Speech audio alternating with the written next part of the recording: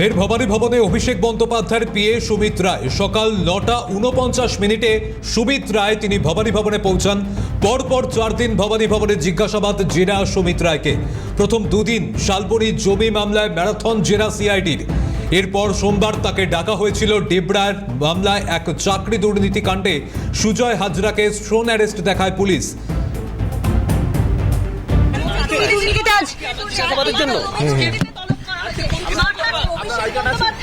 অভিষেক বন্দ্যোপাধ্যায়ের কাছে টাকা দিত তৃণমূল কংগ্রেস কতজনকে চাকরি দেওয়া হয়েছিল, কতজনের জমি কিনে নেওয়া হয়েছিল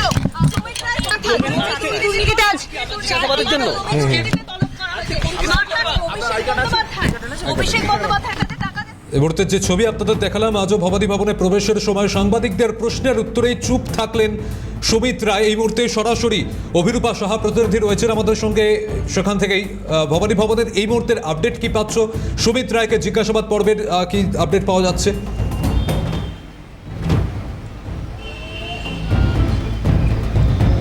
দেখো, প্রায় 2 ঘন্টা অতিক্রান্ত সুমিত রায় তিনি ভবানী ভবনে এসে পৌঁছেছেন। আজকে তাকে ডেবরায় চাকরি দুর্নীতি মামলায় জিজ্ঞাসাবাদ করছেন সিআইডির তদন্তকারী আধিকারিকেরা। আজকে সকাল 10টায় হাজিরার নির্দেশ দেওয়া হয়েছিল সুমিত রায়কে এবং 9:48 নাগাদ, মানে নির্ধারিত সময়ের 10 মিনিট আগেই সুমিত রায় এসে পৌঁছন। এবং তোমাকে দেখাচ্ছে আমার চিত্র সাংবাদিক প্রসন্ন নস্কর ছবিটা। একেবারে ভবানী ভবনের বাইরে তিনি গাড়ি রেখে ভিতরে যে রিসেপশন ডেস্ক রয়েছে সেখানে তার নাম, পরিচয়পত্র এবং সিগনেচার করে তিনি একেবারে সরাসরি ভেতরে প্রবেশ করেন। মূলত এর আগে সুমিত রায়কে মোট 3 দিন জিজ্ঞাসাবাদ করা হয়েছিল। তার মধ্যে প্রথম 2 দিন অর্থাৎ শনিবার এবং রবিবার শালবনীতে যে সরকারি জমি দুর্নীতির মামলার অভিযোগ ওঠে সেই মামলায় জিজ্ঞাসাবাদ করা হয় 2 দিন। তখনও তাকে প্রায় 8 থেকে 10 ঘন্টা টানা জিজ্ঞাসাবাদ করা হয়। আর গতকালকে এই ডেবরার চাকরি দুর্নীতি মামলায় সুমিত রায়কে জিজ্ঞাসাবাদ করে সিআইডির আধিকারিকেরা এবং গতকালকে তার জবাবে খুব একটা সন্তুষ্ট হননি তদন্তকারী আধিকারিকেরা এবং সেই মর্মে তাকে ফের আজকে ডেকে পাঠানো হয়েছিল। এবং সুমিত রায়কে তাকে যখন আজকে ঢোকার মুখে প্রশ্ন করা হয় যে তিনি কতজনকে চাকরি দিয়েছিলেন বা চাকরি দেওয়ানোর ক্ষেত্রে তিনি কোনো প্রভাব খাটিয়েছিলেন কিনা, কত টাকার বিনিময়ে চাকরি দেওয়া হয়েছিল, কত সংখ্যক বেআইনিভাবে চাকরি বিক্রি হয়েছিল, এই ধরনের একাধিক প্রশ্ন করলে বিগত 3 দিনের মতো আজকেও অর্থাৎ চতুর্থ দিনেও সুমিত রায় তিনি সমস্ত প্রশ্নের উত্তর এড়িয়ে যান।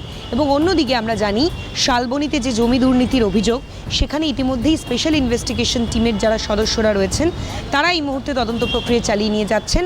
মোট 3 জন আইপিএসের নেতৃত্বে এই তদন্ত প্রক্রিয়া চলছে এবং তার সঙ্গে সঙ্গে বয়ান রেকর্ডের যে প্রক্রিয়া সেই প্রক্রিয়াও চালাচ্ছেন তদন্তকারী আধিকারিকেরা।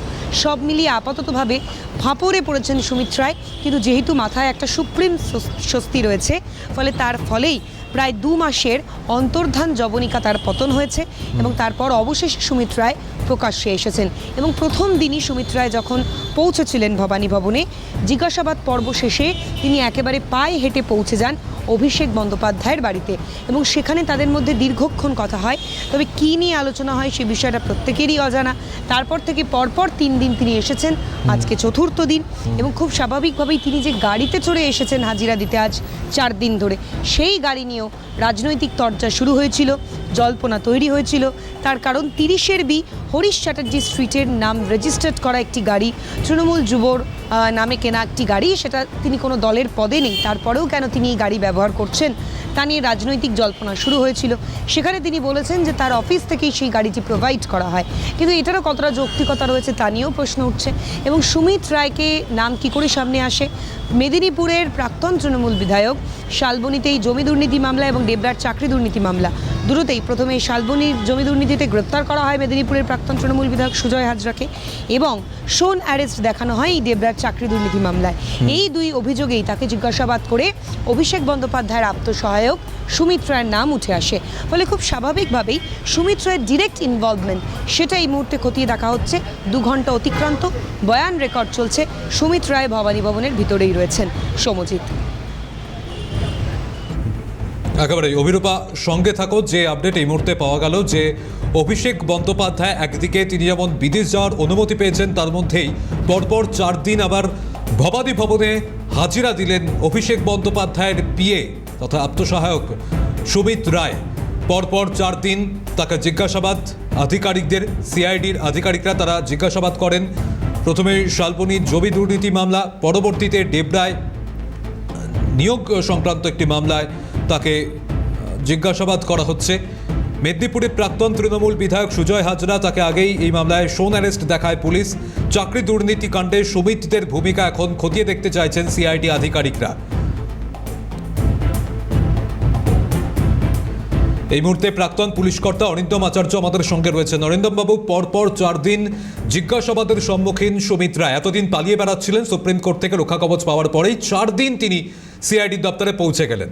অন্যদিকে আবার তার যে অভিষেক বন্দ্যোপাধ্যায়, মানে তিনি তো অভিষেক বন্দ্যোপাধ্যায়ের আত্মসহায়ক, অভিষেক বন্দ্যোপাধ্যায় বিদেশ যাত্রার অনুমতি পেয়ে গেছেন। কিভাবে দেখছেন গোটা বিষয়টিকে?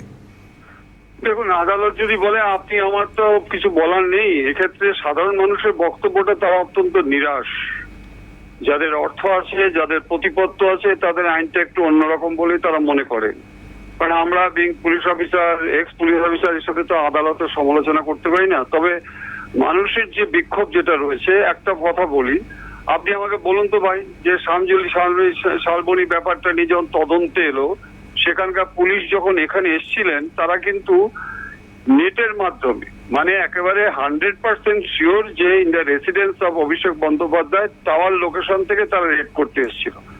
আচ্ছা, আপনি এর আগে যে এতগুলো রেড হয়েছে টাওয়ার লোকেশন থেকে, এটা বৈজ্ঞানিক পদ্ধতিতে আধুনিক প্রযুক্তির মাধ্যমে, ওইখানে এসে ওরা পেলেন না। আপনি ভাবুন, প্রথমেই একটা, আচ্ছা 3 মাস ধরে খুঁজে পাচ্ছেন। আপনি ভাবুন ব্যাপারটা, যে 3 মাস ধরে। আমি জানি যে আপনাদের নিউ টাউনে যে এর আগে যে জ্যাকের মাধ্যমে, পাঞ্জাব পুলিশ জ্যাকের মাধ্যমে যে নির্দেশটা দিয়েছিল আমাদের ওয়েস্ট বেঙ্গল পুলিশকে, দেখুন ওয়েস্ট বেঙ্গল পুলিশ পারেনি সেই সময়, কিন্তু এখানে সিটও ছিল, পারেনি, যে জ্যাকের মাধ্যমে। আমার প্রশ্ন হচ্ছে যে 3 মাস ধরে পারলেন না, এবার যখনই নাকি হাইকোর্ট আজকে ওখান থেকে যখন সুপ্রিম কোর্টে গেল, ওখান থেকে নির্দেশে চলে এলেন, তাহলে এই 3 মাস কোথায় ছিল? পুলিশের তালিকাতে চরম ব্যর্থতা নয়? আমার প্রশ্নটা এই জায়গাটাতে, যেটা তদন্তটা বিভিন্ন জায়গায় বিভিন্ন রকম হচ্ছে। আপনার ক্ষেত্রে ঠিক বের করে ফেলতো, কিন্তু যেহেতু প্রভাবশালী, এবং আপনি তদন্তগুলো দেখবেন, সাধারণ গরিব মানুষগুলোর ক্ষেত্রে তদন্ত একরকম হচ্ছে, বিত্তশালীদের তদন্ততে খুঁজেই পাওয়া যাচ্ছে না।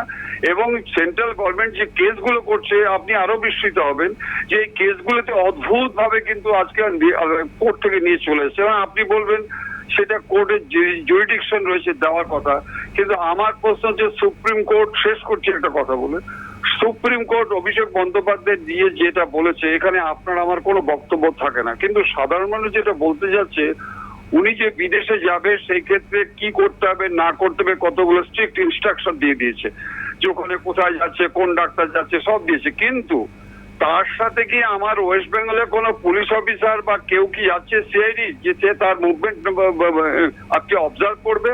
সেই নির্দেশটা কি কোথাও আছে? আমি পুরো নির্দেশটা শুনিনি, যে সে ওখানে গিয়ে যে কোথায় যাচ্ছে, কোন ডাক্তার কাছে, এইটা কি করে আজকে পার্সু হবে, এটা কে জানাবে? একেবারে আদালত কিন্তু নির্দেশ দিয়েছে যে সেই তথ্য, মানে অভিষেক বন্দ্যোপাধ্যায় কোথায় যাচ্ছেন, কোথায় থাকছেন, সমস্ত কিছু, এমনকি ফ্লাইটের তথ্যও তাকে দিয়ে যেতে হবে, এটা কিন্তু বলা হয়েছে। কে দেবে আপনি বলুন না? আদালত কি ঠিক করে দিয়েছে যে হেল্পিং হ্যান্ড বা স্ট্যান্ডিং কমিটি বা সিট গঠন করে দিয়েছে যে ছেলেটার বিরুদ্ধে এত অভিযোগ? সেখানে কি সুপ্রিম কোর্ট আজকে নির্দেশ দিয়েছে যে ওইখানে যাওয়ার জন্য যে সার্ভে করবে, যে সার্ভেলিয়েন্স করবে, সে কে, কোন ব্যক্তি? এরকম কি আর নির্দেশ আছে? যদি থাকে খুব ভালো, আর যদি না থাকে তাহলে সাধারণ মানুষের প্রশ্নটা তো চলেছেই, যে ওখানে কোথায় যাচ্ছে না যাচ্ছে, এই নির্দেশটা, এই পয়েন্টটা, এই ডাটা পয়েন্টগুলো কোথা থেকে পাবে? আপনি আমাকে বলুন। এটা যদি দিয়ে থাকে তাহলে আপনার আমার কিছু নেই, কিন্তু যদি দিয়ে না থাকে তাহলে সাধারণ মানুষ যে কথাটা বলছে যে অভিষেক বন্দ্যোপাধ্যায় এত দুর্নীতি, যার নিঃশ্বাসে প্রশ্বাসে দুর্নীতি, সেই মানুষটা আজকে সুপ্রিম কোর্ট চলে যাচ্ছে, এখানে আপনিও বলতে পারবেন না, আমিও বলতে পারবেন না। কিন্তু সাধারণ মানুষের বক্তব্যটা আপনাকে বলতে হবে। সাধারণ মানুষ কি আর সুপ্রিম কোর্ট জানে না আজকে হাইকোর্টে অর্ডার জানে? তারা জানে হচ্ছে কি যে তার পয়সা আছে, বিভিন্ন জায়গায় যাচ্ছে, বিভিন্ন রকম অর্ডার চলে আসছে। এটা তো আমি প্রকাশ্যে আপনাকে বলতে পারি না। কিন্তু প্রশ্নটা আপনার আমার সবার, যে আজকে অভিষেক বন্দ্যোপাধ্যায় পেয়েছে, ঠিক করেছে, নিশ্চয়ই তার চোখে চিকিৎসা করাতে যাচ্ছে, কিন্তু ওখানে গিয়ে যে সে কোথায় যাচ্ছে, কোন ডাক্তারের কাছে যাচ্ছে, কোথায় থাকছে, তার ফোন মোবাইল ট্র্যাকিং করা, তার সার্ভিলিয়েন্স করা, এইগুলো কি আজকে নির্দেশ দিয়েছে সুপ্রিম কোর্ট? একেবারে অত্যন্ত গুরুত্বপূর্ণ বিষয়। একেবারে অনেক অনেক ধন্যবাদ অরিন্দম বাবু। আমরা কথা বলছিলাম প্রাক্তন পুলিশ কর্তা অরিন্দম আচার্যের সঙ্গে। আমি আবারও ফিরে যাব, সরাসরি প্রতিনিধি অভিরূপা সাহা রয়েছেন আমাদের সঙ্গে। আবারও একবার এই মুহূর্তের আপডেট জানবো। অভিরূপা,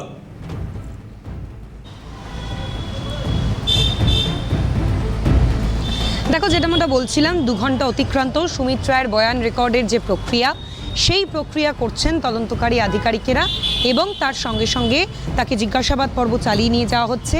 মূলত চাকরি দেওয়া নেওয়ার ক্ষেত্রে ব্যাংকিং ডিটেলস, কত টাকার বিনিময়ে চাকরি লেনদেন, কারা কারা অবৈধভাবে চাকরি পেয়েছেন, সেই সমস্ত ক্যান্ডিডেটদের একটা লিস্ট বের করে তাদের বয়ানের সঙ্গে কথা মিলিয়ে দেখা হচ্ছে, অর্থাৎ সুমিত রায়ের বয়ানের মিলিয়ে দেখা হচ্ছে দুই পক্ষের বয়ান। এবং পরবর্তীকালে যেহেতু আদালতের নির্দেশ রয়েছে, সুপ্রিম স্বস্তি রয়েছে, ফলে কোনো রকম কঠোর আইনানুগ ব্যবস্থা নিতে পারবে না এই তদন্তকারী সংস্থা যতক্ষণ না পর্যন্ত আগামী সময় শুনানি হচ্ছে এই দুটি মামলার ক্ষেত্রে।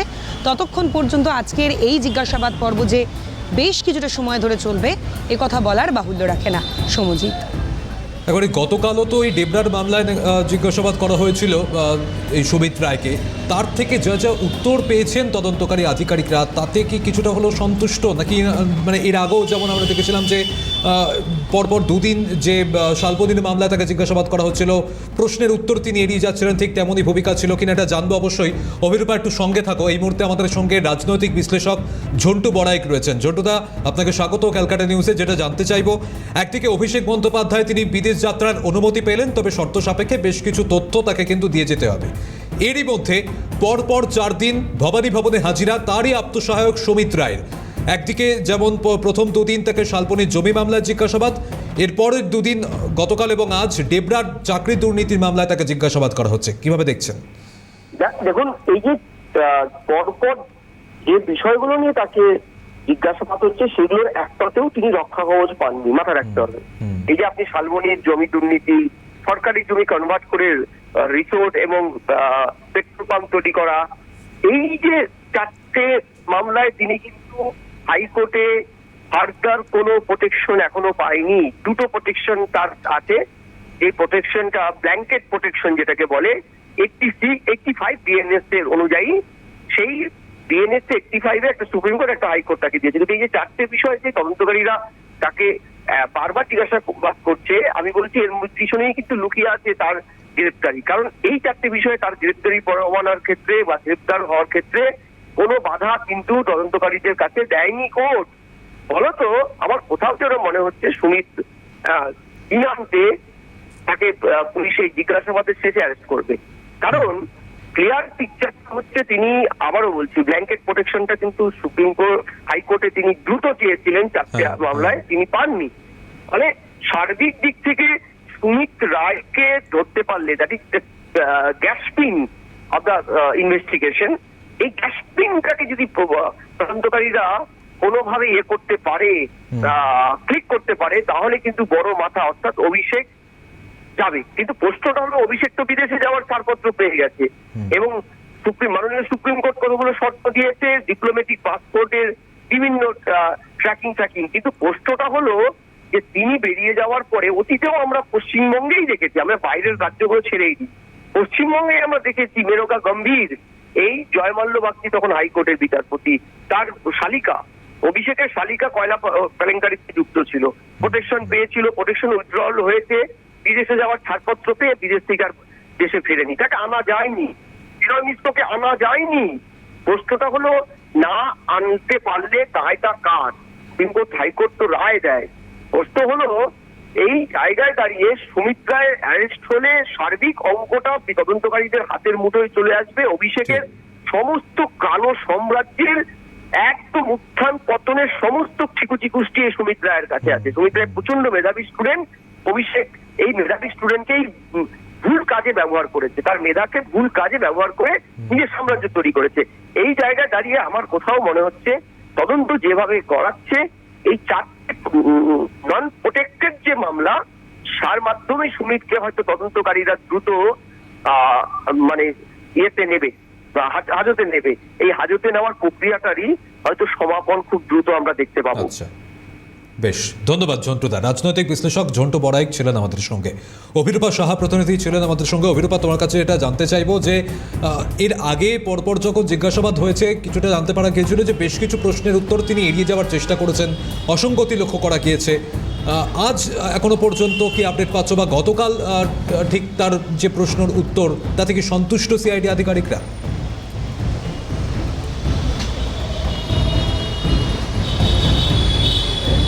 গতকালকে তার কাছ থেকে যারা যারা চাকরি পেয়েছেন বেআইনিভাবে তাদের নামের একটা লিস্ট তার বয়ানের সঙ্গে মিলিয়ে দেখা হয়েছে। আচ্ছা। এবার আজকে তার থেকে যে বিষয়গুলো জানার চেষ্টা করছেন তদন্তকারী আধিকারিকেরা, যে লেনদেনের নথি অর্থাৎ কত টাকার বিনিময়ে চাকরি দেওয়া নেওয়া হয়েছিল, সেই লেনদেনের নথি যথাযথভাবে তিনি আজকে পেশ করছেন কিনা এবং ব্যাংকিং ডিজিটাল এভিডেন্স সেগুলো তদন্তকারী আধিকারিকদের কাছে জমা দিচ্ছেন কিনা এবং তার সঙ্গে আর কারা কারা এই গোটা প্রক্রিয়াটার মধ্যে যুক্ত ছিলেন, মূলত এই সোর্স অফ চেন এটাই এই মুহূর্তে খতিয়ে দেখতে চাইছেন এই সিআইডির যারা অফিসিয়ালসরা রয়েছেন তারা।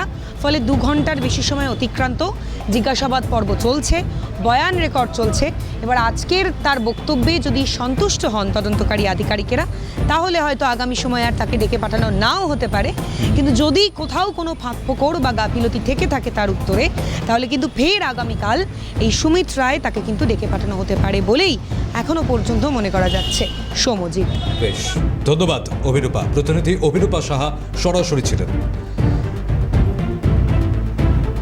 ফিরলাম বিরতির পর। যে খবরে আবার নজর রাখতেই হচ্ছে, সুমিত রায় ভবানী ভবনে তাকে জিজ্ঞাসাবাদ পর্ব চলছে।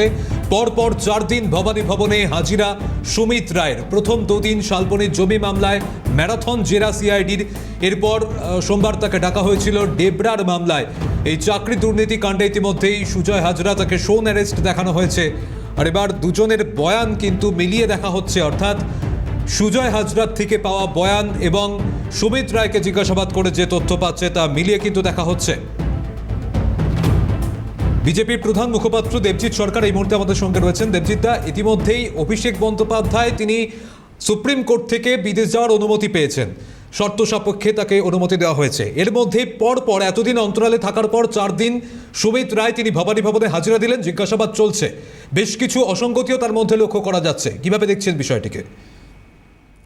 আমাদের দেখার কিছু নেই, বিষয়টা দেখবেন তদন্তকারী সংস্থা আর অনারেবল কোর্ট, যাদের নির্দেশে যাদের প্রত্যক্ষ নিয়ন্ত্রণে এই তদন্ত চলছে। আর দ্বিতীয়ত রক্ষা কবচ ইত্যাদি কথা যদি বলেন অভিষেক বাবু, তাহলে এই মাসের মধ্যে 3 সপ্তাহের জন্য তিনি বাইরে, 31শে আগস্ট অব্দি উনি বাইরে থাকার অব্দি ওনার পারমিশন আছে, তারপরে রক্ষা কবচ এখনো নেই। সুতরাং কোর্ট কি ভেবে করেছেন, কোর্ট কিভাবে করছেন সেটা মহামান্য কোর্টেদের বিষয়। আমরা পার্টি হিসেবে এই নিয়ে কোনো মন্তব্য বা কোনো ব্যাখ্যা দিতে চাইছি না। বেশ, ধন্যবাদ দেবজিৎ দা। বিজেপির প্রধান মুখপাত্র দেবজিৎ সরকার ছিলেন আমাদের সঙ্গে। এখান থেকে একবার আপনাদের শোনাবো, আজ যখন ভবানী ভবনে প্রবেশ করছেন সুমিত রায়, সাংবাদিকরা বেশ কিছু প্রশ্ন করেন তাকে। সেই সময় তার ভূমিকা কি ছিল দেখুন।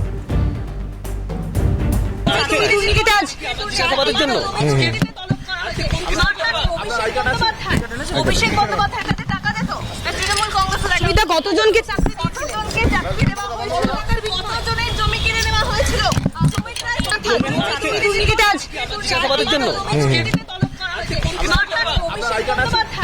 অভিষেক বন্দ্যোপাধ্যায় কাছে টাকা দিত, তৃণমূল কংগ্রেসের কতজনকে চাকরি দেওয়া হয়েছিল, কতজনের জমি কিনে নেওয়া হয়েছিল।